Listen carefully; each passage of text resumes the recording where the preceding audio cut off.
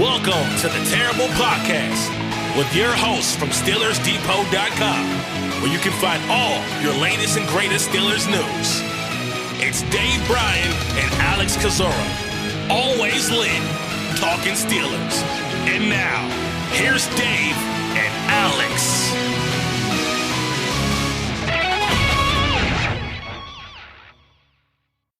Welcome to the Terrible Podcast, Season 15, Episode 25. He's Dave Bryan. I'm Alex Kozora, SteelersDepot.com. Thanks for being back with us here this Monday, Steelers Nation. Another victory Monday and a true one for the players who have the day off after starting the season 2-0 with a barn burner 13-6 win over the Denver Broncos on Sunday, but a win is a win is a win. To get back-to-back on the road for the Pittsburgh Steelers is all that really matters for the here and now. So, Dave, a game in some sense similar to Week 1 versus Atlanta. Obviously, this one was distinct in its own way and had some differences.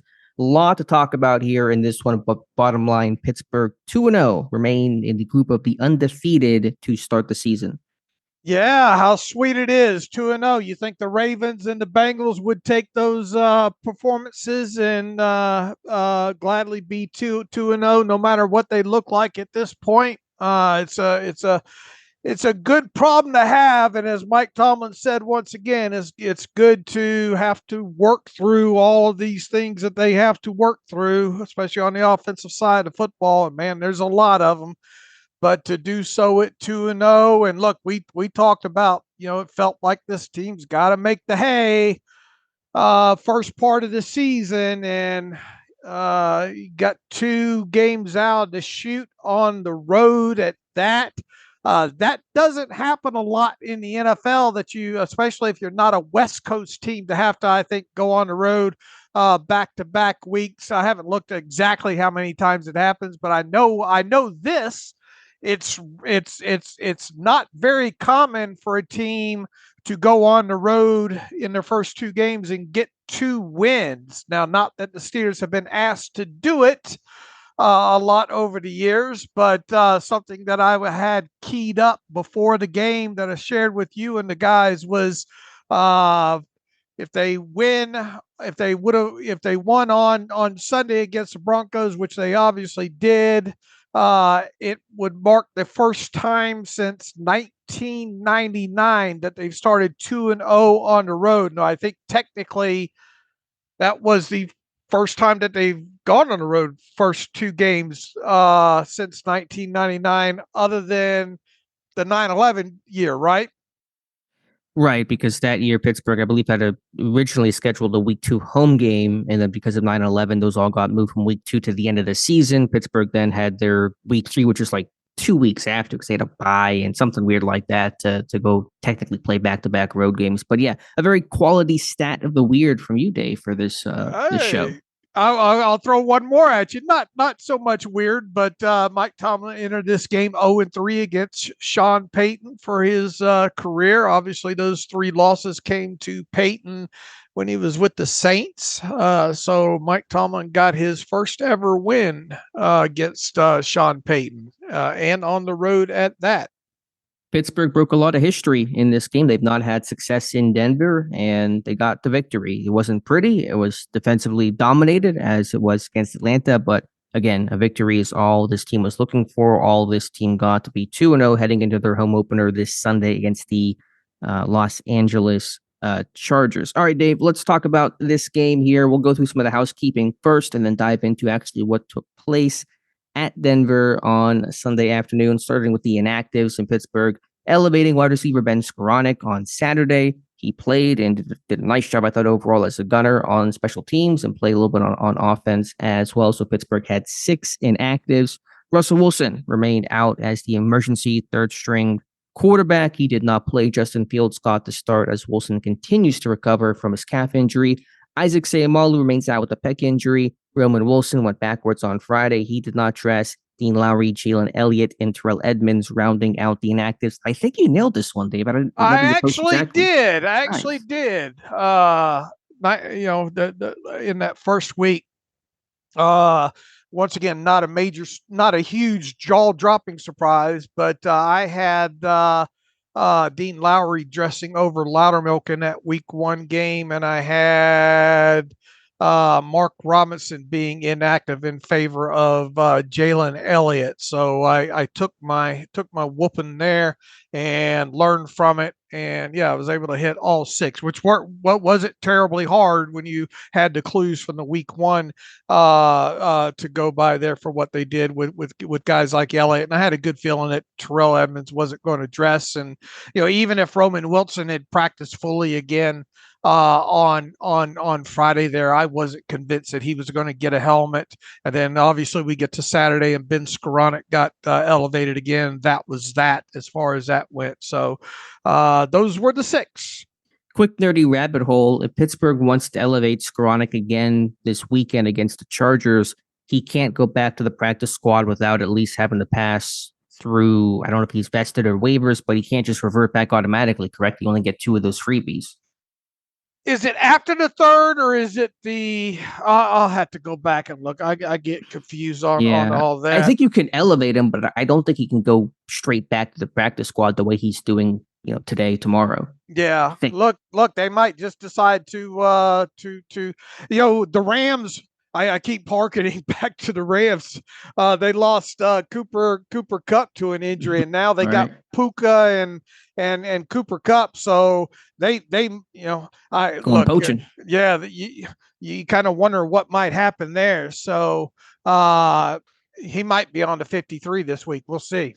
Yeah, my point is you may see him officially signed to the 53 sooner than later.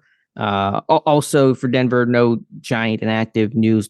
One of the rookie receivers did not play, but generally they were pretty healthy and nothing unexpected there overall. In-game injury standpoint, Pittsburgh seemingly pretty healthy overall. We'll see what Tomlin has to say tomorrow during his Tuesday press conference. He did mention 2 names after Pittsburgh's 13-6 win over the Broncos. Mentioned linebacker Tyler Matakevich with a hamstring. He did come back to the game. He was out there for the final kickoff, and so I think he's okay. See how that hamstring feels today, tomorrow, into Wednesday's practice. Also mentioned Tomlin did Michael Pruitt with a knee injury. That must have happened late in the game. I know he was off the final punt that Pittsburgh had, so I'll have to check on his status. He's been playing a lot as an inline blocker. I know that Dante Jackson was in and out of the game. Tomlin did not mention him by name, so I assume he's going to be okay.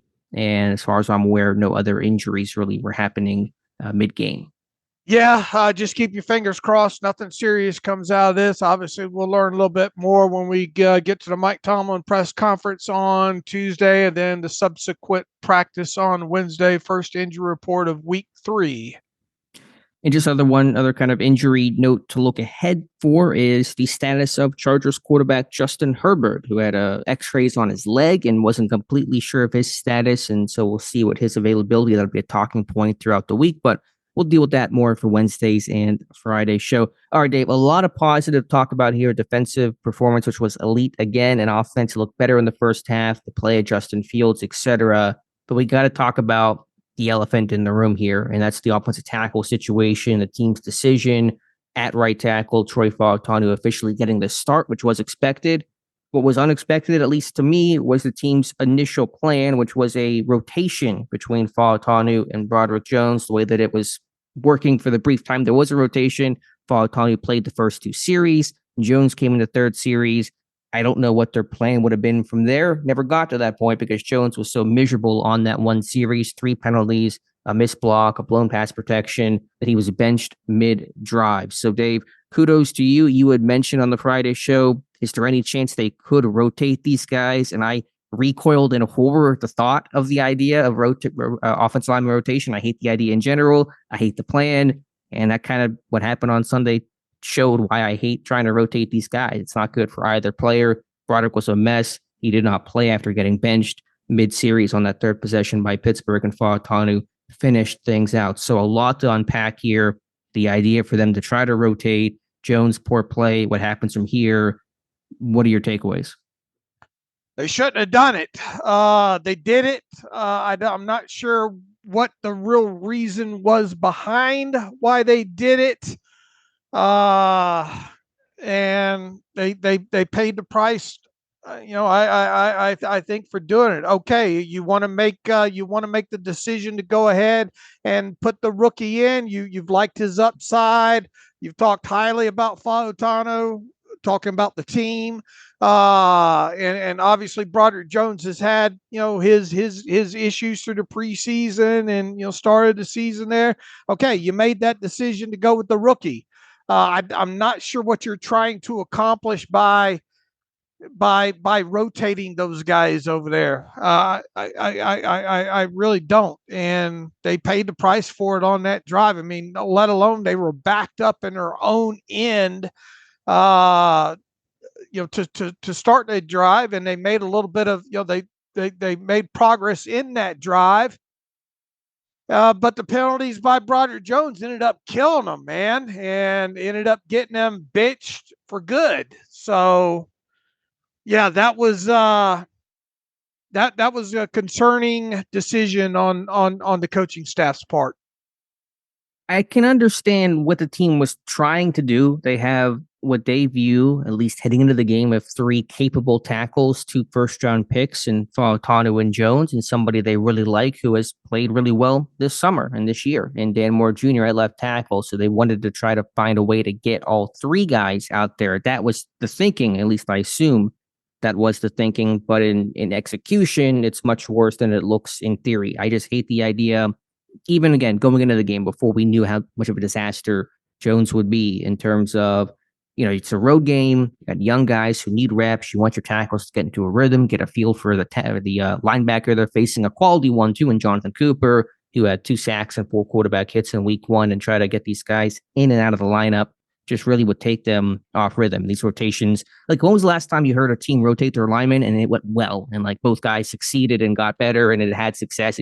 Pittsburgh, it hasn't happened in forever. And around the league, teams tried. And I know that there's some O-line guys out there like Duke Manyweather who just hate and loathe the idea of trying to rotate these guys. And so I don't want to blame all of Jones' struggles on that, but it certainly is not helping. This team has to have a plan and stick with it, with a clear left tackle, a clear right tackle. That may be the case going forward. I don't know if this rotation will be continuing with Broderick Jones. I think it's going to be Fautanu at right tackle permanently and Dan Moore at left tackle permanently until injury or terrible play were to change that. But I mean, how many just poor decisions can this team make when it comes with Broderick Jones? Not all the blame should go on him. The way that Pittsburgh has handled him and continued to handle him this offseason without a plan, so much flip-flopping, just so much inconsistency in his role is really frustrating, and it has to be impacting his development.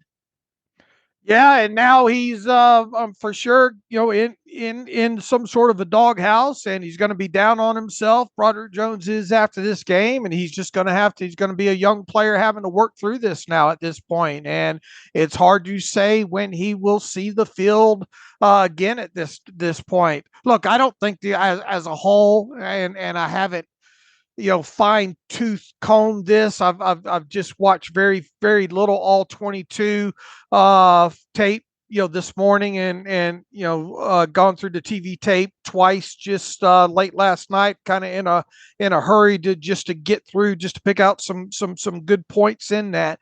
I don't think the offensive line as a whole played very well in this game, but within that, Broderick Jones was obviously a huge negative in the time that he was in this game. And I'm not sure when you're going to get an opportunity other than injury or extremely bad play by Dan Moore that Broderick Jones is going to get back on the field at this point. Look, that might have been the case had you just put Fautanu in there and ran with it anyway. Mm-hmm. But yeah, they didn't do themselves any favors. I don't think in trying to rotate those 2 guys. And as for what those 3 penalties were, Pittsburgh trying to go on a 99-yard drive after getting backed up to basically their half-yard line after a great Riley Dixon punt, which we talked about on Friday's show, that they got a weapon there at their punter in Riley Dixon that helped create a safety last week against Seattle. So Jones was called for a false start on a 3rd and 6 that led to a 3rd and 11, which Pittsburgh did convert a nice pitch and catch from Fields to Pickens, where Jones got beat off the edge in pass protection. A couple plays later, a holding call on, I think, 2nd down, instead of a 4-yard gain, put them back into I think it was 1st down, 4-yard gain, put them into 1st and 20. And then the big one, the most notable one, was the holding call that wiped out just an absolute dime from Justin Fields to George Pickens, a would-be 51-yard completion down the right side, called back by a Jones hold. I know that one is tough when the quarterback breaks contain and you don't have vision on that as a tackle, and the defender does, and so he's moving to the outside suddenly. But you got to let him go. You know you can't block that guy if he's moving outside. And is it a little borderline for them to call the hold? A little, but you're restricting the movement of the defensive player there. So I think it was the right call. And that one is the one that finally got him benched.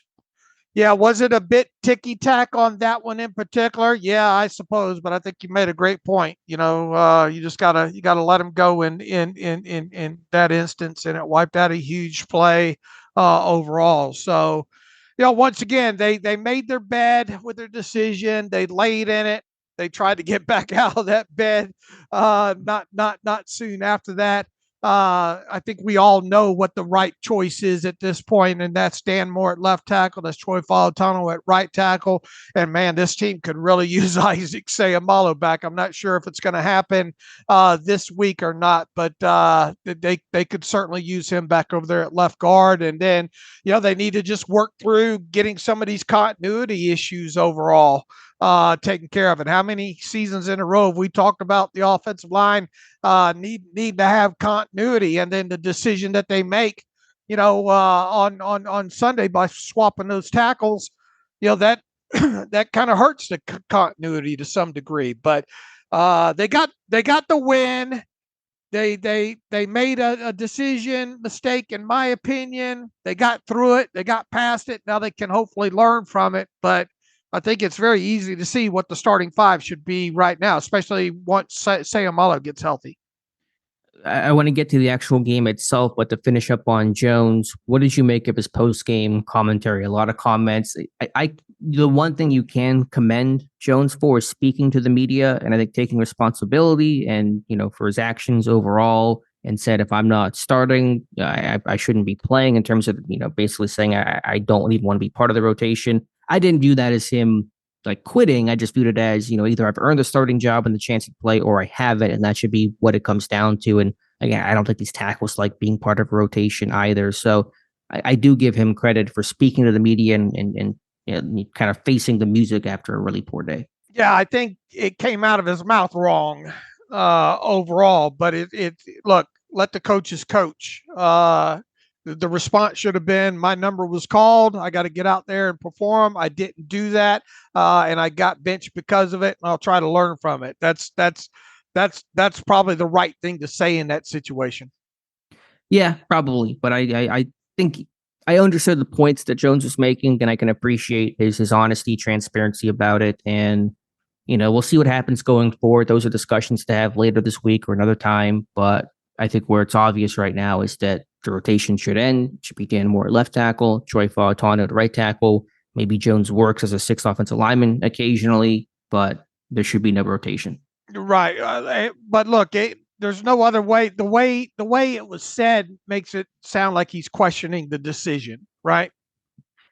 Yeah, it is. But you know what? That's fair, because we're questioning it, and it should be questioned, and it was a really poor decision with equally poor results.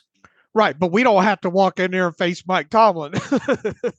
Yeah, I mean, he questioned it, but it wasn't like an outright criticism. It was just him. I mean, I don't think he's going to get in hot water over those comments from the team. Right, but it's easy to get framed, in the context of everything. It's easy to get framed negatively on his part. Now, not that it hasn't happened to some degree already, but now the talk is going to be, is he a bust?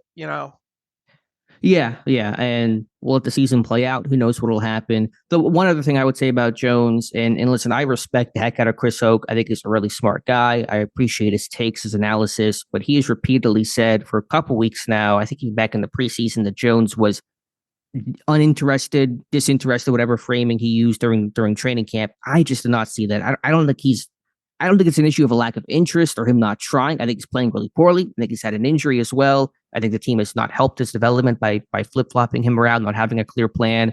But I think this guy is working hard. I think he's trying. I just think it's just really not coming together for him, clearly. Right. I think he's just having problems in his development, and obviously came out of college as overall as a raw player, and he's just Right. It's life in, the NFL's a, different animal that he's having to, and then, once again, he has to play, on the right side after playing mainly obviously left side in Georgia. They're not doing a good job developing linemen. I mean, thank God Frazier's, doing what he needs to do at center. But just as a whole, the team and trying to develop offensive linemen, and Lord knows they've got a lot invested in it right now, just hasn't gone swimmingly well at all. No, it has not. He's not helping. He's not playing well, obviously, but the team has done him no favors to put him in a position to play well. So anyway, we'll talk about that, I'm sure, a little bit more throughout the And show. no, to people listening, no, they're probably not going to fire Pat Myers. No, they're not going to do that. At least we're not in a position to really discuss that right now. It is just week 2, and Pittsburgh is 2-0, a 13-6 win over the Denver Broncos. Low scoring overall. Pittsburgh just a field goal after halftime, but did not allow a touchdown in this game. It's funny. Pittsburgh has 2 wins, 1 touchdown scored, 1 touchdown allowed. It is very, very, very old school kind of way to win, but winning is all Mike Tomlin is concerned about. So let's talk about this game, Dave, focusing on the offense beyond the tackle situation. Let's start with Justin Fields. How would you evaluate his play against the Broncos? I thought very sound overall. Look, the numbers obviously were a lot better in the first half before they started really shooting themselves in the foot. What was he? Something like in the first half, what was he, 9 of 11? Hold on here. Yeah, you have the stat. I don't have it offhand here, but it certainly was he's 10 of 12 for 101 yards, 1 touchdown, 0 interceptions, had 4 rushes for 26 yards. I thought the mix of the play calling, along with what they were asking them to do once again, along with him using the talents that he has with his legs, all meshed well together overall. Heck, we saw a middle of the field throw on a quick game to George Pickens. That was nice to see. We saw a play action rollout on a half field read to get zone, layering it over the top to Pat Freiermuth. We saw a back shoulder to Darnell. Darnell Washington leads the Steelers in touchdowns through 2 games with 1. Yeah, no one else. But I thought that was a great throw, a nice 6-on-6 protection there. Jalen Warren fire plugging the end of the line rusher on that. I thought that one was blocked up well. I thought Fields put that ball where only his guy could catch it. I just thought for what they get once again. And here's the thing: we've got 2 games with Justin Fields now, and you're still wanting more from the aspect of, man, can I just see this guy play a game without so many other circumstances going on? Because once again, I didn't think the line did a very good job in a protection aspect there. And then obviously in the penalties, I mean, his stats are not, his raw advanced analytics are not going to look great overall coming out of this game, especially when you look at, where's my stat here? It's going to get lost quickly in the stats. Justin Fields had just a 7.25 intended air yard stat on Sunday when only counting the 20 attempts that stood. If you count the no plays, down the field that he had, that stat was 11.2 yards. And somebody asked, okay, Dave, knowing that I like advanced analytics, how do you interpret that? What value do I gain for that stat? Well, the main takeaway from that one in particular, that being that his intended air yards, is that Justin did push the football down the field more than the raw stats will show you. And they did get the 2 big PI yardage plays by doing so within that. And this offense had 0 explosive plays on paper of 20 yards or more. However, we've had this talk over the years, Alex, right, about explosive plays. And, there's got to be some sort of a way to factor in, non-plays down. I remember we did this back with Claypool. I think his rookie season, didn't he at one point lead the league in pass interference penalties drawn or whatnot, and something along those lines. But those, like it or not, the ball started off on this line of scrimmage and it moved to this line of scrimmage. And even though it's not an official play in the playbook, it still counts. The ball moved more than 20 yards down the field. So what I'm getting at here is I thought as a whole, once again, for what he was asked to do in the game plan, I thought he executed it. I thought he used his legs well in those in a few circumstances. Once again, they only put the ball in the end zone once. He did not turn the football over, although there was the almost on the ill-timed snap, and they were trying to rush to get that off, and Spencer tapped Zach Frazier, and Zach snapped it, and Fields didn't know it was coming, but luckily they dodged that bullet. But he did not throw an interception in the game, and we all know about the importance of not turning the football over. And then look, that hold on Jones that ended up in the scramble drill over to the right side. You go look at the end zone view of this, and he's on the move. Fields that's a tough throw to put in a bucket like he did to George Pickens, and prop to George Pickens for circling, for doing his part on the scramble drill and breaking loose. But it wasn't like he had a ton of separation there. But Fields put that ball right in the bucket there on that one. And then the one on the other side, who was that, Van Jefferson, on that PI call, that ball's right there. So those things, when you look at the raw stats, will get lost. And if you look at Justin Fields, just plain out stat line, 13 of 20, 117 yards, 1 touchdown. It doesn't look worth a dang. And would it have been worth a dang? Had those 2 interception plays counted, well, it will look better, obviously, or not pass interference plays counted and all.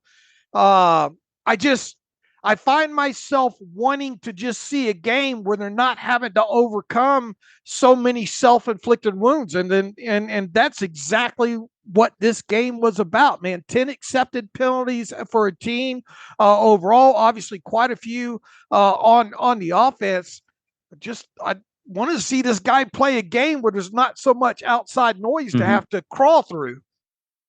Yeah, I mean, you could apply this to a lot of quarterbacks, I'm sure. But if you hypothetically had that 36-yard completion to George Pickens against Atlanta stood, that was wiped out by OPI, a great throw by Fields, and had the 2 big plays against Denver not been called back, the 51-yard completion to Pickens and the touchdown to George Pickens, we're talking about a much different feel about how Justin Fields is playing and how Pittsburgh is winning. Now, again, I'm sure you could take it 31 other teams and wipe out their penalties and have the play stand and have a similar commentary. But, I know the second half was really rough and quiet and only a field goal, and this team still has to score more. You can't win with, 18 points and 13 points. That might be enough to beat Kirk Cousins as they're rusty trying to get their legs under them and to beat a rookie in Bo Nix. You're not going to beat Mahomes that way later this year. You're not going to beat Jalen Hurts later this year. You're not going to win too many divisional games that way, maybe a couple, but not all of them, and not going to win a playoff game in that way. But I thought just the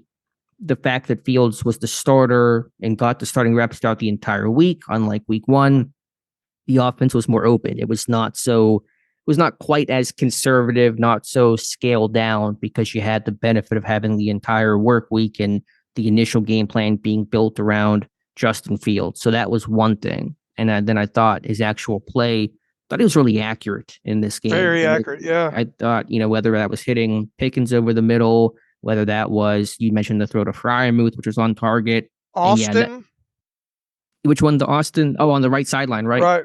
On that third down, yeah. The 3rd and 16 completion, or 3rd and 11 completion for 16 yards to Pickens. And then, yeah, just that throw, it sucks so much that play got called back on the Jones hold, because that throw from Fields to Pickens is going to be one of the best throws you'll see the entire season. The difficulty of going to your right off platform, putting that on, you couldn't walk down and hand that better. Right. To George Pickens against Surtain, of all people, arguably the best cornerback in football, and he has no chance to make a play on the football. I mean, that is just the best of the best you'll see from Justin Fields. I thought operationally, Pittsburgh ran the offense better, got out of the huddle quicker. They were better in terms of being organized, less confusion about who's lining up where, no timeouts needed because of confusion. The snaps were cleaner, the only exception being that one, which I probably don't put on Fields. I think Frazier got confused about when this ball was supposed to be snapped. Don't think that was on Justin Fields. Just, the issues of playing on the road in a much louder environment in Denver than it was in Atlanta. So all of those things, you really felt like you could really see what the best of the best Justin Fields could be. Here's another forgotten play. The pass interference on Van Jefferson. That was a touchdown to Pickens. That was a bit of a, that's something wiped where it never happened, Right. And he made the right decision. The play went as designed. He got the ball where it was supposed to go. Pickens got into the end zone. Poor Gene Steratore. He knows he's got to go on DVE later in the week, and he's got to sound and he's a Yinzer, and he's got to try to sound as objective as possible there. I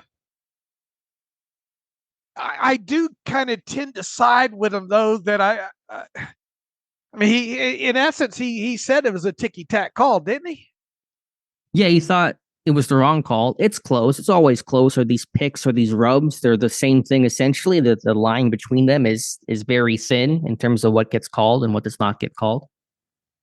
But that's another play that's gone. Yeah, that's a touchdown off the board right there, which would have given Pittsburgh additional margin and would have put another touchdown in the column for Fields. You mentioned the touchdown they actually had, Darnell Washington, the one that stood, a great place on that. I mean, if you put that back shoulder against Darnell, no defender's making a play on that. I mean, you can't do anything defensively to stop that if that's placed well, and it was a really nice catch, a hands catch by Washington. Even although his mobility is no secret, early in the game, Pittsburgh's at empty, which I did not want them to work at empty in this game because I knew Denver would bring their pressure packages, but they're out of empty. You got a free rusher off the right side. The left outside linebacker's running free in Fields, using his mobility, escapes and turns what should have been a sack into a 16-yard rush. I mean, those are the moments where you sit there and go, intuitive as it is, those are plays Russell Wilson obviously could not make. He's going to get sacked there. Wilson, if he's out of empty, that linebacker's free. He's a sitting duck, essentially. He can move a little bit, but he's not going to get out of the way. Fields can turn what should be a clear negative into a real positive and a first down. So you saw some separation of, okay, this is the stuff that Fields can do in the way that you can scheme it that Wilson would not be able to do. Right. So I was happy with Fields' play overall. And if, just unfortunate, some bad luck wiping out what would be a gaudier stat sheet had it not been for some hard luck penalties. Yeah, once again, I found myself I'd like to see the guy not have to work through us be able to evaluate him with not so much noise going on. Yeah, and the big thing that you mentioned is no turnovers in back-to-back games, which I'm betting has not happened too often throughout Justin Fields' Chicago career. And so playing clean, I think I don't know how quickly he's getting the ball out, but he's avoiding sacks. Only been sacked 4 times in 2 games, which is not a great stat, but considering he's been sacked, 55 times, I think last year, it's not terrible for him. He's avoiding some of that negativity. He's not running around as much and taking some really bad sacks, trying to find his check down, get the ball out, and at least chuck it away. So even those things, I think he's keeping his eyes downfield. He's not looking to run as quickly as he probably has in the past, but can use his legs when needed. So I'm seeing a lot of progress in playing from within the pocket from Justin Fields as well. Look, you have every right now at this point to once again, if Russell Wilson's not 100% healthy, you stick with him. I mean, you have no problems going with Fields right now. Sure, I'm with you on that. So that was my take on Fields. What else from this offense here? The run game, Najee Harris again, the lead back, 17 carries, 69 yards. Jalen Warren, much more of a presence in this game, 9 rushes for 42 yards, had 2 catches for 19 yards. Cordero Patterson, 2 rushes for 3 yards. Justin Fields ended up rushing 8 times for 27 yards in this game. I thought the line was getting a push early. I think in the second half that probably went away. I thought there was success in the first half though. I thought the line could have been better. I reserved kind of judgment until going all through the all 22 and stuff like that. But I really don't think the offensive line played very well at all. There were a couple runs that cracked open. Overall, one of those, both of them really, or one by Jalen, one by Najee, for 11 yards. But I just don't think they did a good job overall. I don't think they're going to grade out very well overall. Their longest run of the day was outside of the field scrambles were 11 yards each by Harris and Warren. And they were nickel and dime. I have to see what the success rates are and all like that. But once again, they got themselves in a lot of long situations.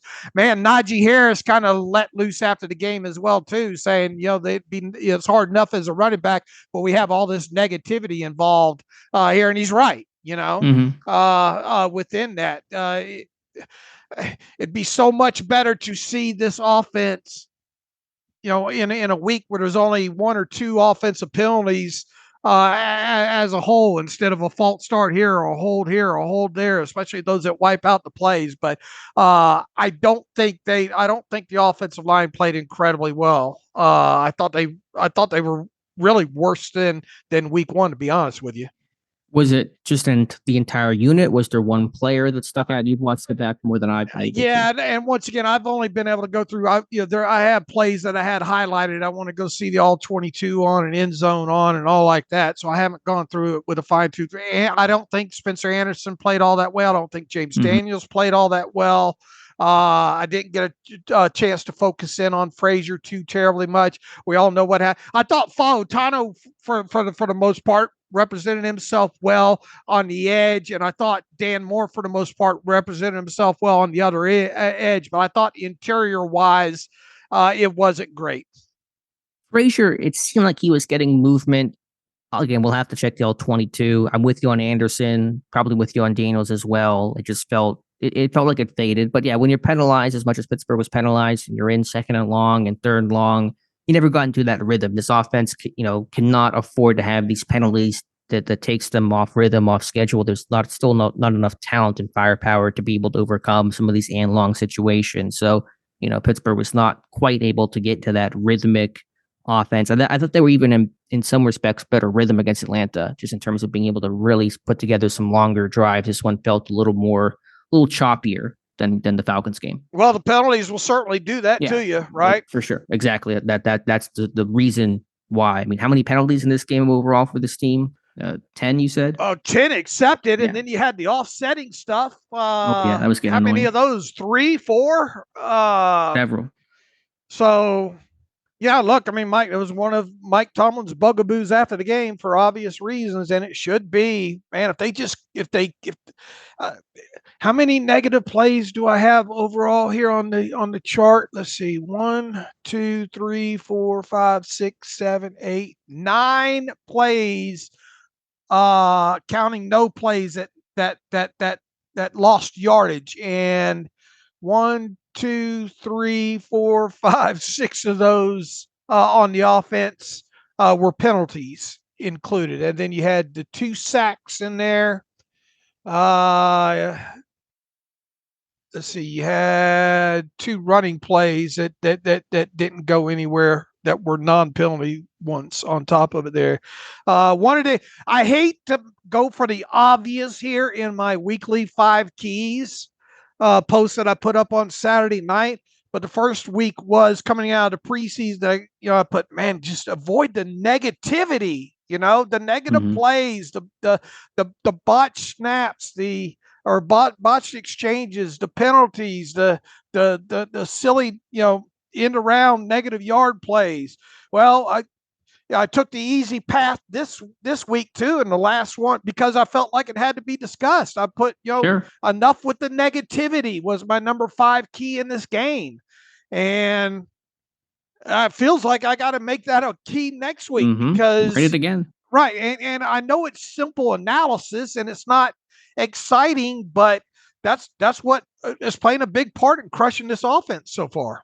It's fundamental football, which Pittsburgh needs to play. The margin is still not there for them. They're not the Saints putting up 40 burgers a game, where they can have a penalty and they'll get it right back. Pittsburgh is not in that place right now. So, yeah, the only saving grace was while Pittsburgh had officially 10 penalties for 78 yards, Denver had 9 penalties for 124 yards, all the PI, all that hidden yardage there. Pittsburgh had 5 first downs because of Denver penalty in this one. Denver had 0 first downs because of Pittsburgh penalty. So, Denver was just as, if not, more penalized than Pittsburgh, and that luckily washed things. But that's not something to celebrate. Has to be cleaned up going forward.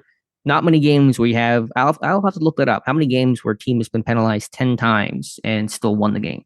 Yeah, I imagine it's happened. Probably. But at least in Pittsburgh, I wonder how often that has happened, because their formula has not been too conducive to being able to withstand 10 flags. And then once again, and even though they should count, the PI plays don't officially count as explosive plays. This offense, as a byproduct of that, technically had no explosive plays on paper. And I think the Broncos had 4 explosive plays, and thank God the Steelers won the turnover battle 2-0 in this one, because that played a big part in saving grace here. What was the talk stat in this one? Was it 2? Let's see. Denver 4-2, right? Yeah. So, Denver won the talk stat, but lost the game, and the turnovers. What is this way to weight turnovers? Because turnovers carry more weight than a 21-yard completion. I wonder if there's a formula for that in the future. And then once again, you got to figure out a way to factor in explosive plays via penalty. That is also true. Sure. So what other thoughts do you have here offensively? Why do you think things got so tough in the second half? I really want to dig into that. I don't have a good answer myself. I thought Fields was a bit more erratic. I thought this team was not finding ways to get Pickens the ball as much as they were in the first half. I know it's a tough matchup when Surtain is on him, but they were a bit more creative getting him the football in the first half, even though the numbers may not necessarily show it. Why did the second half get so quiet? Yeah, that's another reason.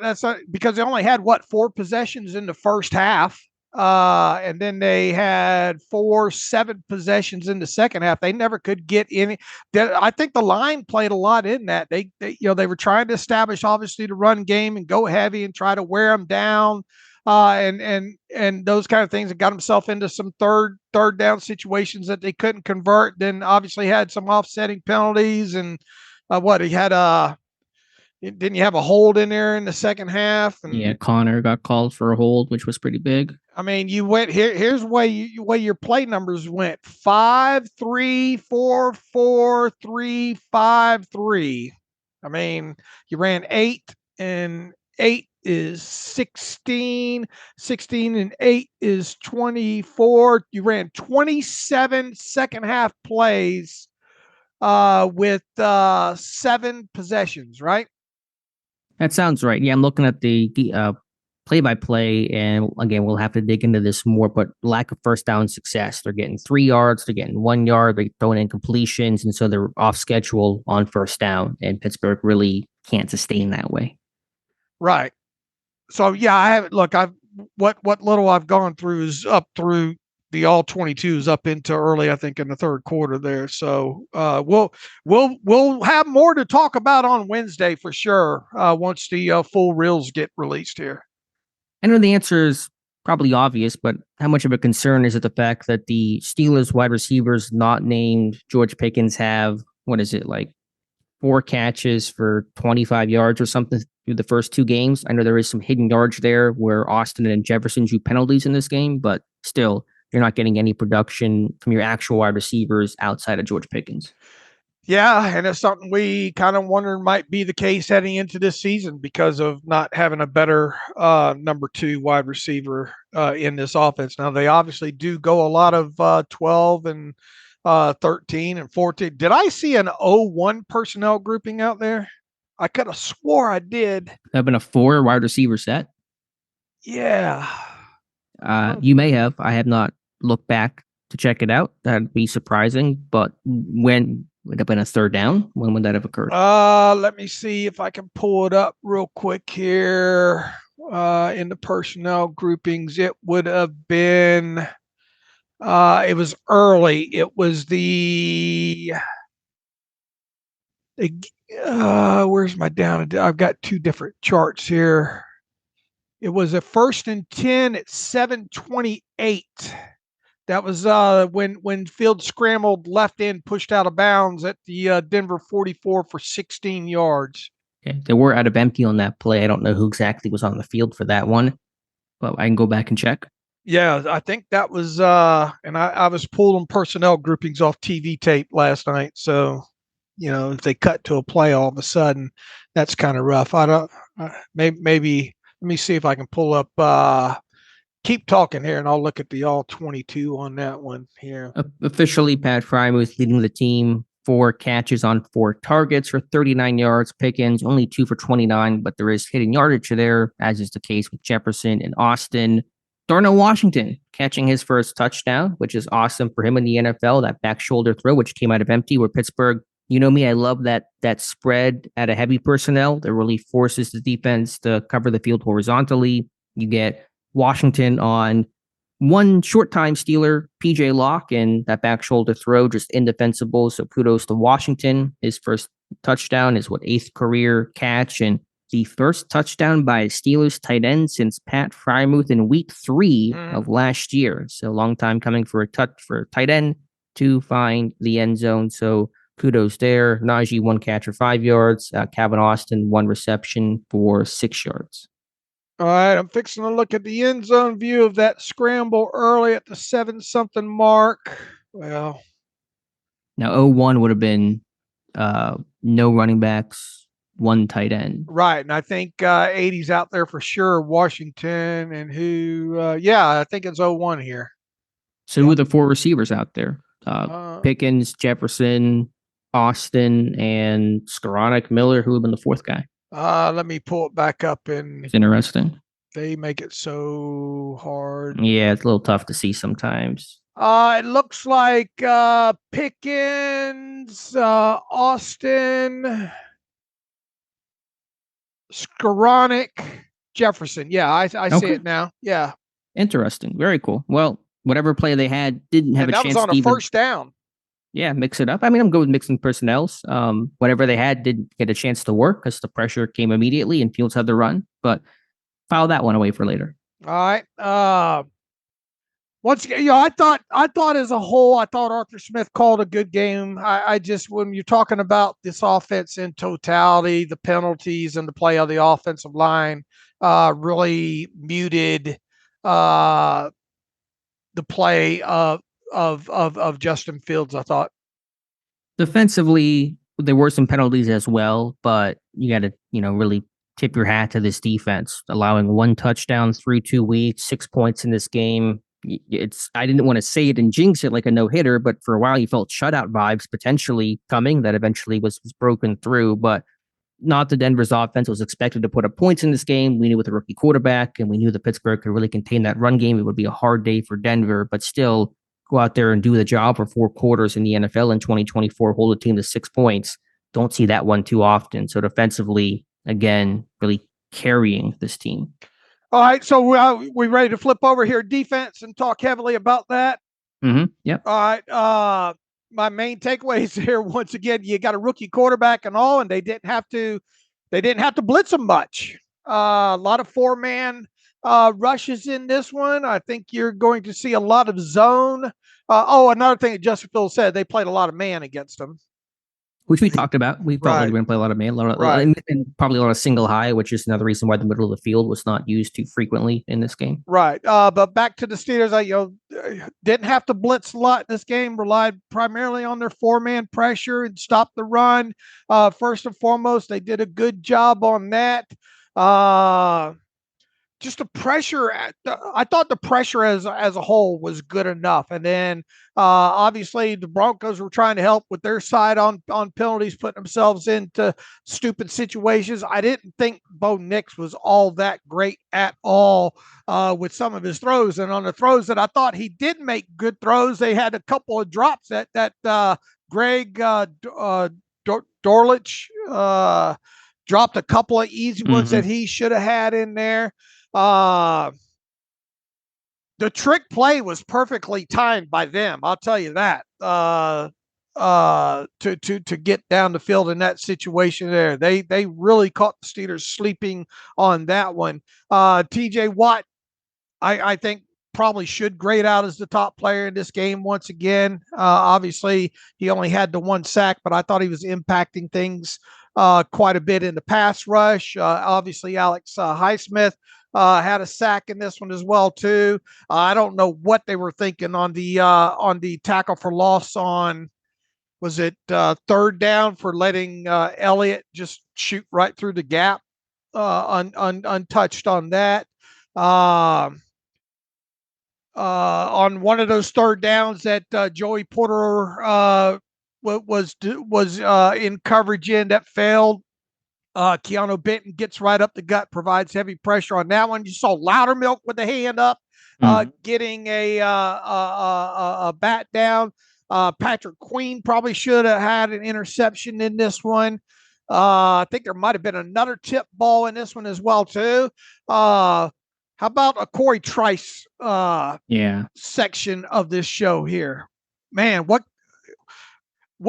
all that guy's going through to get back on the field and get some meaningful snaps here to start the season. What a great time. Just a great moment overall for several reasons here. You get busted on the big play. It looks like Denver's ready to go in this situation here. You drop back into some cover three. I thought Corey Trice did a great job of knowing what's going on the outside of him, knowing that he wasn't having to pay attention to that. I think the running back coming out there to the corner. He could be a little lax on covering that third of the field, picking up the wide receiver coming across the middle within that, reading a lot going on there, reading the quarterback's eyes, working back towards the middle of the field and catching the football. It was a key play in this game for obvious reasons, because you just got burnt on a trick play. It feels like you're going to let them back in on a touchdown in that situation on that, and then it goes for naught. You get a takeaway in that. That was a huge play in this game. To me, it was a turning point. You take the air out of the sail from Denver, which finally got their first big play of the game, 49-yard completion, a great Wildcat trick play. Kudos to them. They're in position to score and really kind of get right back into this thing. In 2 plays after that, it goes, that chance is completely squandered. And you talk about next man up. That's the mantra that the Steelers and Tomlin used. Dante Jackson goes out. After that completion to Reynolds, 2 plays later, Trice gets his first interception. And I'll need to watch it again. But yeah, it felt like you said, cover 3.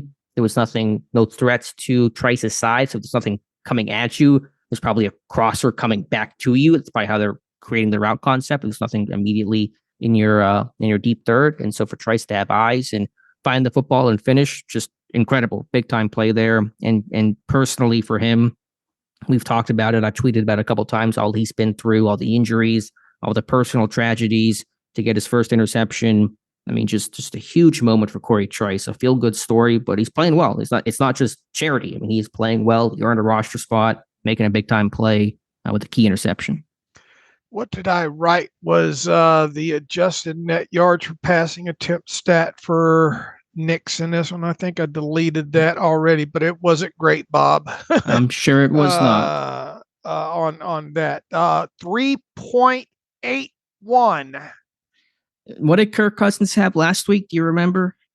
I can pull it up. It was not great, Bob. I mean, this team is really causing havoc here when it comes to what they're doing to opposing quarterbacks now. Probably similar. Cousins had 2.39. Yeah. So in your first 2 games, the quarterbacks are averaging probably about 2.8 2.9 adjusted net yards per passing attempt. That's pretty good, Dave. Yeah, that is. Now, look, I know Cousins, Rusty, and all like that, a rookie quarterback in the second one, but that, you just play who they roll out there and all. But make no mistake about this defense. And we talked about it, the defense is going to have to pull their part, especially early on in the season here while the offense gets the legs. And they surely have more than done that. They, got a few new moving pieces, players on that side of ball that seem to be working in really, really well. And the fact that you're able to do a lot of this stuff that you're wanting to do without having to blitz a ton, which is using a 4-man pass rush, that means a lot. Yeah, and where it starts, though, is stopping the run, which we had confidence Pittsburgh would be able to do, but still, what Javonte Williams had 11 carries for 17 yards. McLaughlin, their backup, 3 carries for 6 yards. Batty had the one good run for 16 on his lone carry, but bottom line was Denver could not run on first down. They eventually kind of stopped trying and put a lot of pressure on Bo Nix to drop back and try to make those plays against the Steelers defense. Just tough living, and so that was the key. Stop the run, put the pressure on Nix. It was very similar mindset to what Seattle had in week 1 and got the job done. Yep. What do you think about the pass rush? I was surprised they didn't blitz Nix much. I thought there would be more blitz looks, but they still wanted to rush 4 and drop 7. But the pass rush could have been maybe a little bit stronger, but that's nitpicking for the performance that Pittsburgh had. Watt getting the sack, Highsmith with a sack, and some good interior pressure. Cam Hayward, 3 quarterback hits. So the sacks weren't there, but the pressure along the interior certainly was. Cam Hayward on that interception by Trice had the pressure on that as well, too, I believe. Yeah, I think you're right. And you mentioned the one that Benton had on the Porter incompletion on 1 3rd down. I think Ogunjobi got in there a couple of times. Montravius Adams had one that forced a throwaway. So you really feel like a good deep defensive line that's getting some pressure from a lot of different people, which is important. Benton, I already mentioned one. Benton coming up to shoot on there. They're just getting good overall pressure here from 4-man rush situations here, and that's obviously good to see when you're not having to use numbers to get after opposing quarterbacks. Once again, I thought I didn't think Bo Nix played all that well in this game. I'm sure you agree. Yeah, but Pittsburgh ensured he didn't play well, gave him no opportunities to play well. And so that was really key to ask Nix to do a lot here, more than probably what the team is wanting him to do for Denver. And that was key. How about, you mentioned it a moment ago, but Deshaun Elliott, man, what a game by him. I know that 3rd down stop will be the one that gets talked about a ton. It was a great play. He comes in free. Denver hurt themselves because they broke the huddle with 10 seconds left to get to the line. They're trying to do a motion. They're snapping the ball basically at 0. So Elliott can really time that thing up. They're trying to run duo. No one has a hat on Elliott. He comes in, makes the play. But people will talk about that play, rightfully so. Watch the play before that 2nd down play. I think it was 2nd and 11. They throw in the left flat, and I think Bishop overruns it. The receiver, Reynolds, turns back in. Guess who makes the tackle 1 yard short of the sticks? Deshaun Elliott, a great open field stop. And so next play, 3rd and 1, get the tackle for a loss, force the punter. He made plays in coverage, had that 1-7 route to the tight end that he drove on, covered 2 alignment deep half and broke up. Had 9 tackles total in this game. Man, through 2 games. I mean, Deshaun Elliott has been a perfect fit. This dude is built for AFC North football. He's strong. He's tough. He's physical. He's downhill. Got a little bit of range to him as well. I mean, talk about some key pickups. Elliott, for allowing Minka to play free safety. There's been so many benefits that he has brought to this team. Was he the one banged up, or was did Elliott get? I know Jackson got banged up a couple of times, didn't he? Dante Jackson got banged up a couple of times in this game. Did Elliott get banged up in this one? You might be thinking of Queen on that play that Elliott made that tackle. Queen was down for a couple moments and stayed in, but I believe Elliott, I don't recall him ever getting injured. What about that tackle by Beanie Bishop on Nix out in space? Yeah, that was nice on 3rd down. I did think Bishop overran some plays, including that 2nd down one I just referenced. They were having some trouble playing inside out. I thought Queen had the issue as well. Queen has not been particularly sharp these first 2 games. Did have the 1 4th down breakup that was kind of thrown at him, but still, incompletion, and got his hands on it. I thought Queen was struggling to make some plays, and his angles were a bit poor. What happened on the on that busted coverage on that big gainer for 20-something yards? I need to see it again. I know that there was some criticism of Minka. I don't know if that's accurate. There's a wheel from Sutton, I think, on the left side that he's got to take and pick up. I mean, the way that they kind of distribute some of those routes, those kind of two-man routes. I mean, it just probably a good play by Denver. You don't expect that call there. This kind of wildcat flea flicker to Nix to Reynolds. No. I'm talking about the other blown, the one over on there. Fourth down. Yeah. I need to see that one too. I mean, it looked like cover 2. I'm pretty sure the way that Queen turned. I know some might criticize Queen, but typically if you're in cover 2, you're going to turn to the strength of the formation, the trip side. And so that's what Queen did. I think they were trying to disguise the coverage. I know Trice was rotating back late. And so I have not gotten a good look at that one from the all 22.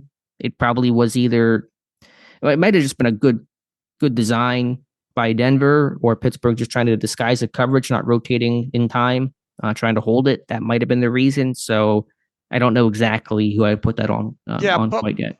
Write that one down to talk about on Wednesday, because I haven't had a chance to pull up the field view of it.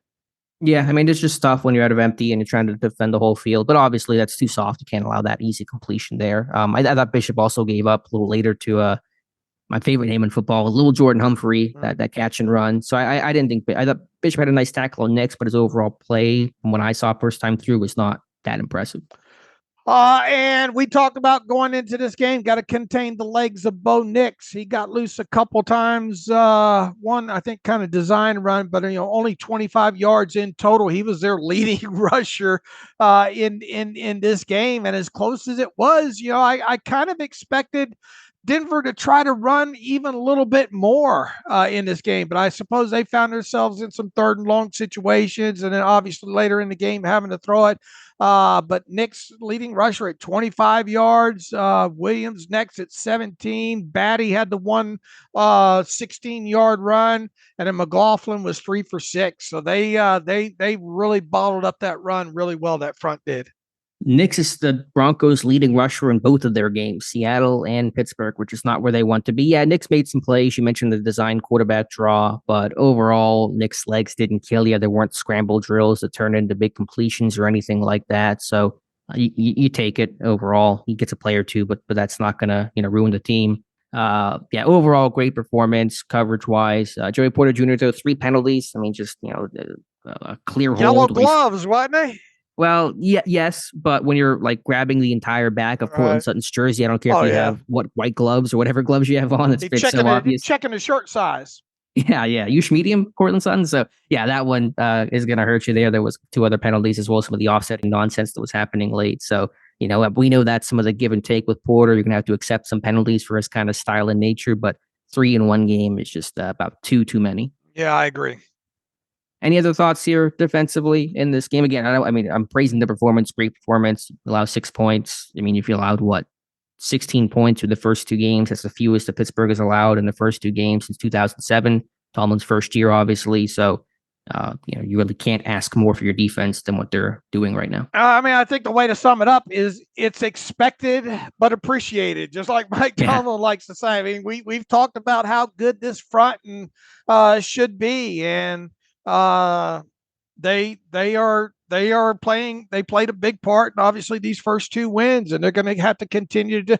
Going to be interesting to see if Herbert's healthy enough to play in this game on Sunday in week 3. I mean, you're going up against a little bit different animal this week. A team that can run the football, a team that's got a really experienced quarterback. We'll see how gimpy he is overall if he does play. But I don't think 16. I don't think I could be wrong, but I don't think 13, 16 points is going to be enough in this week 3 one. Assuming that Herbert plays, this will be Pittsburgh's toughest task by far against the Chargers team. Talk about physicality. The Chargers, they want to be physical. They want to run the football. Harbaugh, it's a Ravens vibe with everything coming over there. Their 2 running backs, Dobbins and Edwards, former Baltimore players. That's going to be a really big trenches type of matchup. But certainly you would expect the Chargers to be a real good litmus test of where exactly the Steelers defense is at, because it's going to be tougher than facing the rusty Falcons and the underwhelmed, or really overwhelmed, I should say, Denver Broncos. All right, let's get to the weekly elephant in the room people are going to want us to get to. If Russell Wilson is 100%, which he's not going to be, but if Russell Wilson were 100% come Sunday in Pittsburgh, do you start him over Justin Fields? I mean, we don't like dealing in these hypotheticals, but people are going to, with this team being 2-0, with Fields, not playing bad at all in the first two games and doing everything, it's going to be out there. So let's get ahead of it here. If he were 100% healthy, do you start Russell Wilson?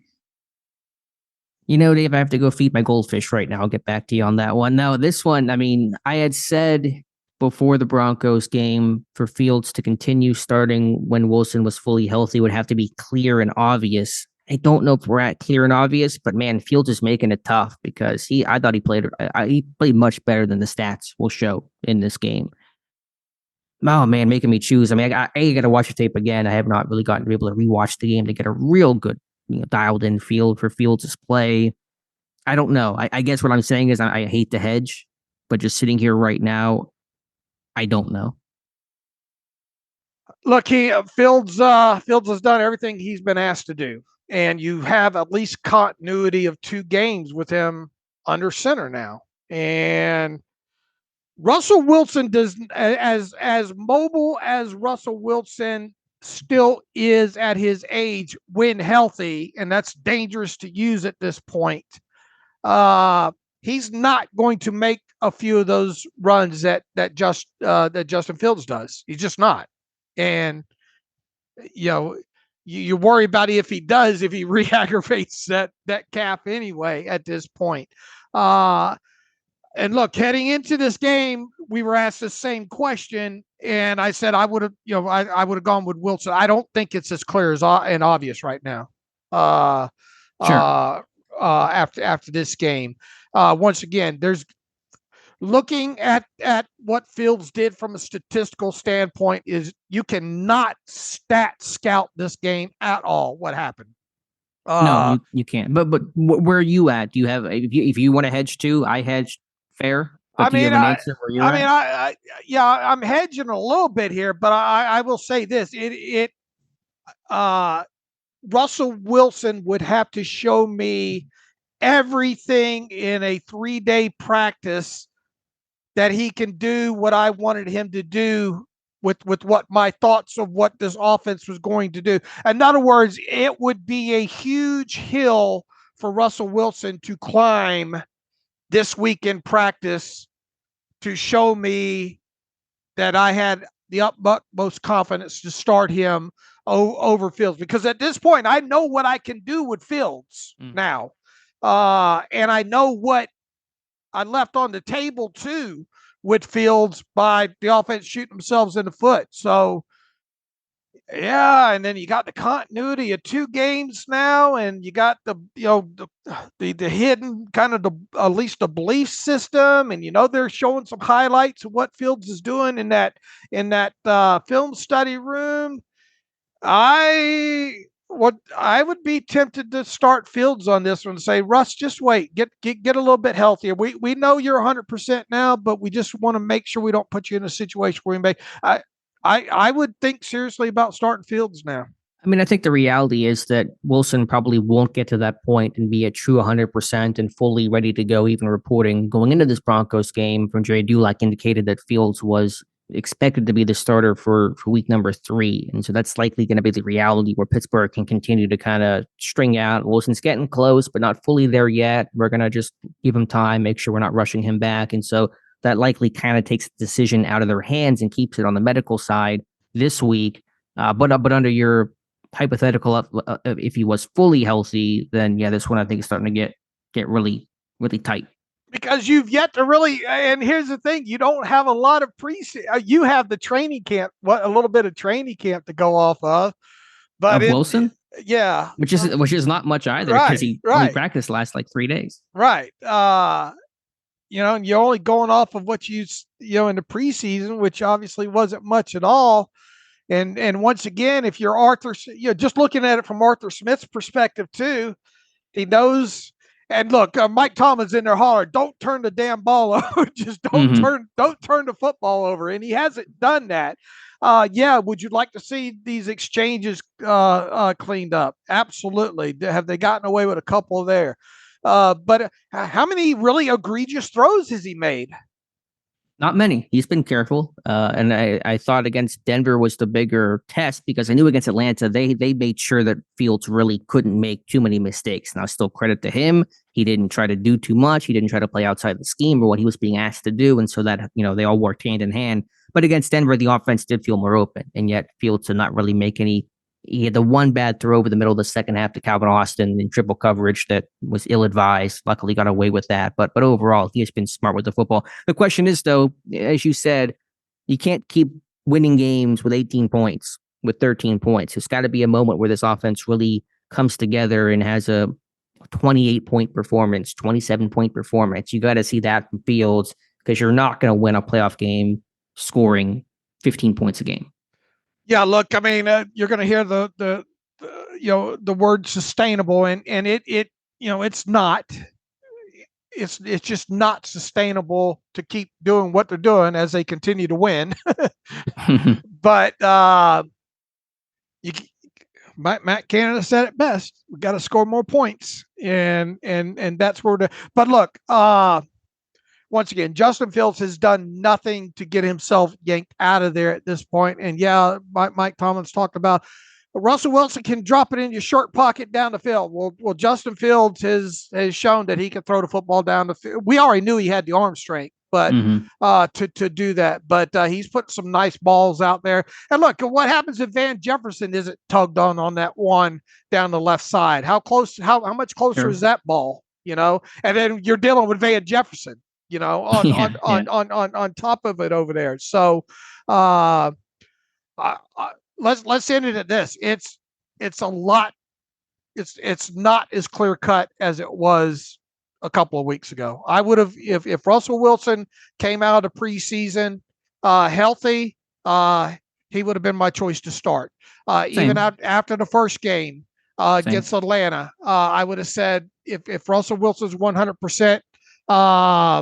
I start him. It's not as clear cut now. Yeah, I'm with you 100%, Dave. Well said on that. We'll see what Tomlin says Tuesday about Wilson. Probably still more leave lights on, and we'll gauge his availability and what he can offer. It's going to be Fields in week 3. Yeah, that's where it feels like it's going. And again, that was reporting before the game, and the performance here, there's nothing to really, I think, change that equation. Pittsburgh has at the least, Pittsburgh has the confidence in Fields to allow Wilson to get fully healthy and continue to evaluate Fields and believe they can win with him without having to push or rush Russell Wilson back. Right. Special teams here, Dave. Chris Boswell, 2 more field goals, including another from 50 yards, a 53-yarder. He's got 8 field goals in 2 weeks. That's a Steelers record for the first 2 weeks of a season. He's got 4 from 50 plus already. I know that's everyone around the league is booting 50-yarders, but still, you take it to there from Chris Boswell all day. I thought Ben Skoranek had a great game as a gunner. He's a guy that's going to stick here on this roster and be a gunner throughout the season. He drew multiple penalties, had that big tackle late. Coverage team overall looked good. Peyton Wilson, Tyler Matakevich, did well in the 1 punt coverage. Corliss Waitman, he punted well. The 3 touchbacks, though, maybe that's not all his fault, but you don't want to see three touchbacks in a game. Yeah, I'd like to see him back that ball up sometime. He's got the leg, especially at mile high, and had experience in there. You just like to see those balls not go in the end zone. Any other thoughts here, special teams or otherwise, Dave?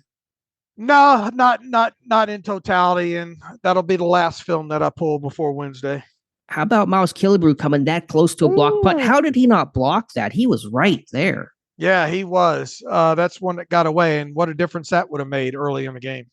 Guy does it better than anybody else. And I know they were trying to hide him. I remember seeing the TV angle, and he was kind of lined like off ball, kind of over, I don't know, the left side, left guard, for example. And then he shifted over to the left end, or I guess for his perspective, the right end at the very last second and came in scot-free. So I love watching Danny Smith and Killebrew come up with different. It's like a defense, like a blitzer, like different ways you can hide him and move him around and force protection schemes to pick him up. And man, I thought he had that one. Yeah, Okay. Anything else on special teams? Shall we get to start closing this thing down so we can watch some tape? Yeah, let's close this thing down. I don't know if there's any other storylines from this game I'm missing. Pittsburgh still first place in the AFC North at 2-0. What is it? Cleveland in second place at 1-1, and the Bengals and the Ravens at 0-2. The Bengals losing on a game-winning field goal by the Chiefs, and the Ravens losing, lost to the Raiders on another game-winning field goal by Raiders kicker Daniel Carlson. So how about that for 2 weeks? The Bengals and Ravens in the basement. We're going to hear a lot of that stat floating around about 0-2 teams in playoffs for sure. All right, let's get to the email machine and close out the show. Jason Chadwell writes in, 2-0 is 2-0. Hi, Dave and Alex. Better to be 2-0 than 0-2. Want to throw out a couple of quick hitters. Get your thoughts, knowing you may have already covered some of these things in the show. One, Alex mentioned this on his winners and losers list, but Porter Jr., with yellow gloves, to me, he's not getting good jams off the line. Look, he's just got to be less grabby. We'll try to hone in on the all 22 on some of his jams and all. Yeah, the gloves, the glove color won't matter for the jamming, but the penalties. I mean, he should be wearing color coordinating gloves every opportunity he can. That probably can't happen every single week, but it can a lot of weeks, and he should. But that's not gonna, like I said earlier, prevent him from being flagged when he's holding Sutton's jersey like string cheese. You got to be able to play a bit cleaner than that. He writes, too many penalties in general makes the game hard to watch and enjoy. Yeah, I agree with you. A lot of laundry on the field. That was tough with all the offsetting, and obviously the Steelers had 10 against them, and the Broncos had several. I'm with you, Jason. It made that game kind of hard to watch, especially in the second half there. Number 3, when Austin is returning punts, it seems like he turns the corner, tries to stop and change directions. He has some decent return skills, but just keep running straight ahead. One of these times he's going to have a costly fumble. He got popped on one of those, I know. But I still, what is he averaging right now per return? It hasn't been bad. It doesn't feel like his average has been some bad. Penalties, unfortunately. He's sitting at 8.2 yards per return. That's not bad. He was at 8.6 last year. I think he's returned it well, though. There was just a couple of unfortunate penalties that have hurt him.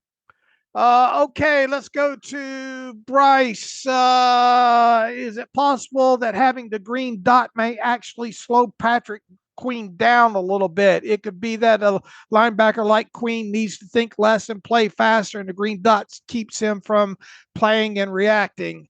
I think it's too early to tell on that. If you're a reporter in that room, might you ask him that question? Yeah. I think it's at least a plausible question to ask. He hasn't been great in the first 2 games. I don't think anybody going to stand up and say that. Is a green dot causing it? That's hard to say. We had a discussion when he got signed that Roquan Smith was doing a lot of the green dot stuff, and how well would Queen play without him? We're like you said, we're 2 games in, not going to overreact. But it can't be the excuse. It may be a reason, but you got to adjust to it because you were signed here to be the 3-down guy. That's why you're getting paid big bucks. You got to be able to handle that, Patrick. You heard it here first. There's a chance that Broderick Jones pulls a Minka, and did like Minka did in Miami and asked for a trade. He says, not saying it's going to happen, but I could see it coming to that. He said, okay, so he says, you heard it here first. It's going to happen. He says it's not going to happen. But he says he could see it coming to that. Sounds like you're hedging there, Bryce. I don't think it's going to come to that. I don't think Broderick Jones is going to say, that's it, trade me. Yeah, I have no idea what's in his head right now. I think he's handled it professionally, and I give him respect for that. I don't know. There's a lot going on there, obviously, with the team and with him. Let's get to the next one here. Todd writes in, Wilson start, Jones debacle. Has Fields done enough to keep rolling with the start? He is not making mistakes, but this offense is very similar to the past few years. I mean, it's similar into they're not getting the results, but this is a different offense. A different offense in the sense of? He says the offense is very similar in the past few years. When healthy, should Wilson try his hand in this? I mean, it's a different. Address the offense is very similar to the past few years. I don't. He's not adding context there. Yeah, I mean it's similar in the sense of they don't want to turn the ball over, they want to run the ball, effectively. It's different because of the run element of fields and some of the quarterback mobility things you can do with read options. It's more RPOs, there's more boots, and those types of things. I think structurally though, the offense, I mean it's more tight end heavy, obviously. I would say the philosophy of the offense is the same. The scheme and the look of the offense is different. The results, unfortunately, I think have been the same. Maybe that's what he's trying to get at. As far as the whole Wilson Fields talk, Todd, I hope you enjoyed. We addressed that elephant in the room in this show. We're probably going to continue to address that game by game here moving forward here. Richard Jameson writes in, is Broderick Jones a bust? I think it's too early to go there. Sim football critic, but it's not going to stop people from asking that very question. It's not going in a good direction when you got a first round tackle that has been rotated out and then benched and with an uncertain future. But yeah, let's let the year play out and go from there. But not going well, obviously. Paul Ryan writes in, first, thanks for all you do for the fans. Long-time listener, been a couple of years since I messaged the show. Anyways, my question is this: on DeMonte Casey's interception, he went down intentionally after securing the catch. He says, I didn't hear a whistle or see a official signal to play dead. He then arose and started towards the Broncos end zone. Was the play blown dead? If the Broncos receiver 38, in other words, he wants to talk about Casey was untouched and starts towards the end zone to celebrate, and that would have been a touchdown for the Broncos. You know what? I didn't. I was celebrating the win. No, I don't have a clear I didn't visual. watch that.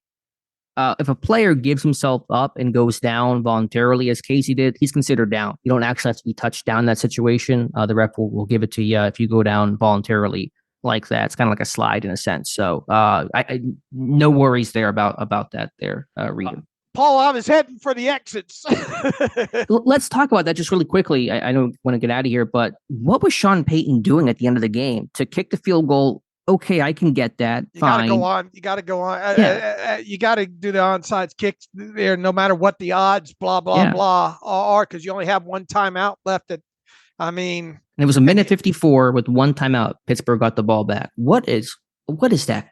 Yeah. I have no idea. What about Mike Tomlin at the end of the first half? They're not calling that timeout, letting 20-something seconds or whatever it was roll off. Yeah, I don't remember that moment well. I remember some critique about it. They still got a field goal though, right? Yeah, but and obviously they didn't get the touchdown there because of the PI, right? I mean, I understand you got the thinking should be to get just Boswell out there to roll with 3 points when you got. Oh, I know. I just 40 something set, whatever it was.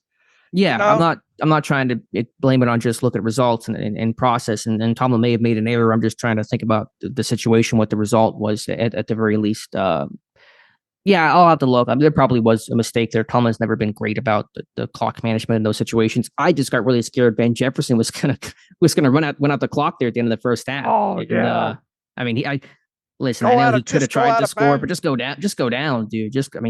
He got really dicey. So back-to-back weeks, it's been a little dicey into the first half. So I'm just glad they cut points at all. And that could have gotten really, really ugly. Yeah, because you're right. You go back to Pickens, thankfully stepping out of bounds in week one, and you go this one, man, they should have, if he gains another yard, I appreciate the effort, yards after the catch and all, but maybe not in that situation there. That could have cost them. Oh man, people would have been irate out of there with 0 points there with good reason. This one from Nathan Casey on Ben Skronik. It looks like Ben Skronik is a core special teams player. He drew multiple penalties and makes play. They had to tackle him on one of those. It drew a penalty. Makes plays in the third phase. In addition, he's a bigger body guy. More than likely, he's a better blocker than Jefferson or Calvin Austin. What are the Steelers going to do when they run out of his elevations? And he answers it. Shouldn't they sign him to the 53 and then bump Jalen Elliott from the active roster? Or should they bump Scotty Miller And then he goes on to write, when Dylan Cook is healthy, let's not address the Dylan Cook thing. That thing will come out in the wash, Nathan. But yeah, I mean, I think, Nathan, I think you might be on it here. I think you might want to seriously consider signing Ben Skoranek to the 53. You've got another safety now, and you got 5 safeties, right? With Edmonds on the roster now, and Edmonds has got to stay on the roster anyway because he was signed from the practice squad he's got to stay on there for 2 more games. He ought to be more up to speed this week if you need that extra body to dress or whatnot.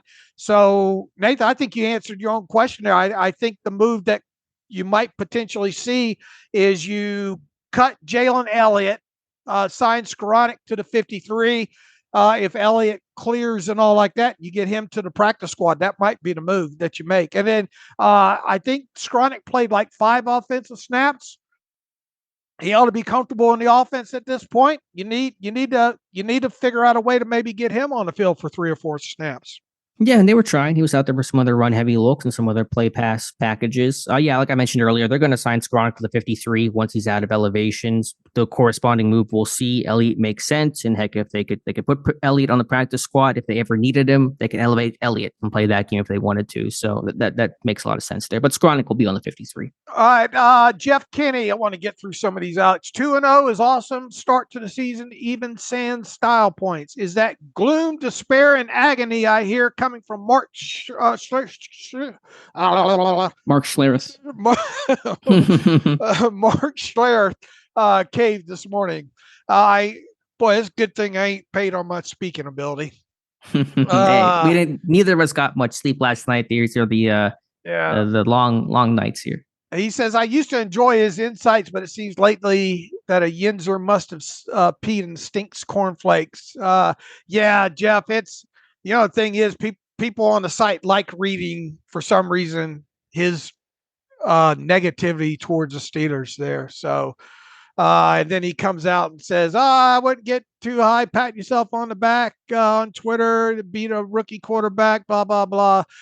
Jonathan Mason writes in, given Broderick Jones struggles and a team not particularly managing his development well at this point, do you think trading him is a realistic possibility? And what kind of return could they potentially look like? I don't think you mess with that, especially not with nothing behind him right now and all like that. You got a young player that's trying to work through some struggles here. A guy that's got some talent. A guy that's not that's probably inside his own head at this point. A guy that's probably not beat up entering the season. I don't think you look at trading him, and I think you're just going to have to let him work through this and find a way to get himself back in good graces here. Yeah, I think that sums it up well. And you still some depth there. You still have an experienced guy. If you ever lost a tackle, you don't want to rock that boat. And Dan Moore's a free agent after this year, and I still think the long-term plan will hopefully include Broderick Jones. So I think Dave said it well. Work through it as opposed to bail on it. But obviously, it's not in a good place for him or for the team right now. Just another quick Yinzer note here: Sidney Crosby signing a 2-year extension. So good news all around here on this Monday for Pittsburgh sports. All right, and we had to get back to that fellow that about the fine on supposed fine on Judon. Well, that why wasn't he fined there? It's a great question. To me, that was worthy of a fine. That was a pretty dirty hit there from Judon on Pickens late. Wasn't flagged. Sometimes you miss that. Shouldn't have been missed for a fine. No fines in that game. I couldn't give you a good answer, Dave. So someone tried to tweet at me, Pickens stopped, and it becomes free game because the play's not over or some nonsense like targeting him. I mean, regardless if a guy stops, you can't crack him in the middle of the back. They damn near broke his neck. Yeah, that was clearly intentional by Judon. No attempt to pull up or avoid him at all. Was going after him the whole way, not even close to where the tackle was made. To me, dirty play. Wasn't fined. Don't know. All right, tell our fine listeners what's going on with Jaquamo Okorafor. He is MIA. He's apparently considering retirement. The Patriots put him on the exempt list. I forget the exact classification left roster.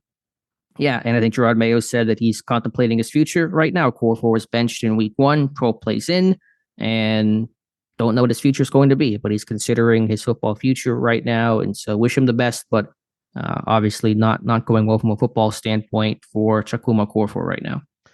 All right, Alex, I think we beat this one up pretty good without diving deep into the all 22, just going off TV tape. And obviously a later afternoon game made that a little bit more challenging. We will have further observations from the win over the Denver Broncos during the Wednesday show and start looking for, I think the players are off from the media both Monday and Tuesday, correct? The victory Monday today, and Tuesday's their typical day off. We'll hear from Tomlin tomorrow. Should remind you guys as well, Dave and I have a live stream tonight at 7 p.m. Eastern time. So we'll recap more of the game, hopefully get through a bit of tape and answer your questions tonight, 7 p.m. on my YouTube channel. I bet we get a lot of Justin Fields. Should Justin Fields start questions? And I bet we get is Broderick Jones a bust? And what are they doing there? Regardless, we'll see you later on tonight during that live stream. Hopefully most people can make it, and look forward to that. So in the meantime, you can follow me on Twitter /X at Steelers Depot. Follow Alex at Alex_Kozora. Follow the show at Terrible Podcast. Email the show, theterriblepodcast@gmail.com. If you like what we do and want to donate, SteelersDepot.com. Hit the donate button, upper right navigational bar. Also, if you like an ad-free version of the site, SteelersDepot.com. Hit the ad-free button. Follow the directions. Get yourself a username and password. Make sure to use the login button once you do that at the top of the site so you can get into the ad-free version of the site as well. So, as always, thanks for listening to the Terrible Podcast with Dave and Alex.